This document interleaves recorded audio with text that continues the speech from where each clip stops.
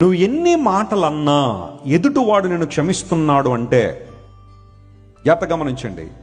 నువ్వు ఎన్ని మాటలన్నా ఎదుటివాడు నిన్ను క్షమిస్తున్నాడు అంటే నువ్వు చాలా ప్రమాదకరమైన స్థితిలో ఉన్నావని గుర్తించాలి. ఎందుకోసం తెలుసా?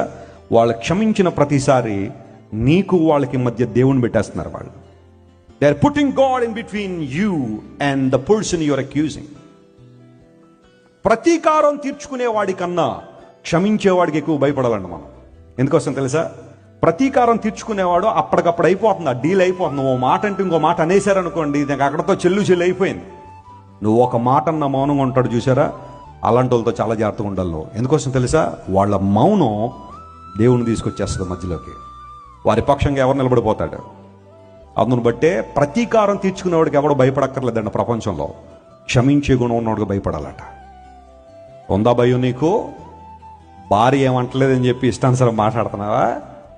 భర్త ఏమంటలేదు అని చెప్పి ఇష్టానుసారం వారు అనలేక కాదు, వారు దేవుని మధ్యలో పెట్టాలనుకున్నారు కాబట్టి మౌనంగా ఉన్నారు. మా ఇంటి ప్రక్కోళ్ళ మీద ఎంత ఎగిరిపడినా ఎవ్వడు ఏమనడానికి లేదు.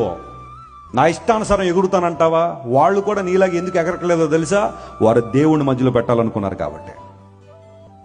తోటి విశ్వాసి నేను ఎన్ని మాటలన్నా పడుతుందండి, నన్ను క్షమించేస్తుందండి, అందరూ బట్టి నా నోరు ఉంది కదా, ఇష్టానుసారం మాట్లాడతాను, నిందలు క్రియేట్ చేస్తాను, రోమర్లు క్రియేట్ చేస్తాను, ఎవడు నన్ను అడగడానికి లేదంటావా? వాళ్ళని క్షమిస్తున్నారంటే అర్థం ఏంటో తెలుసా?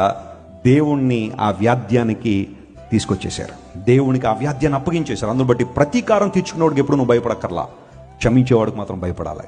ఎందుకంటే ప్రభు వారి పక్షాన పోరాడతాడు.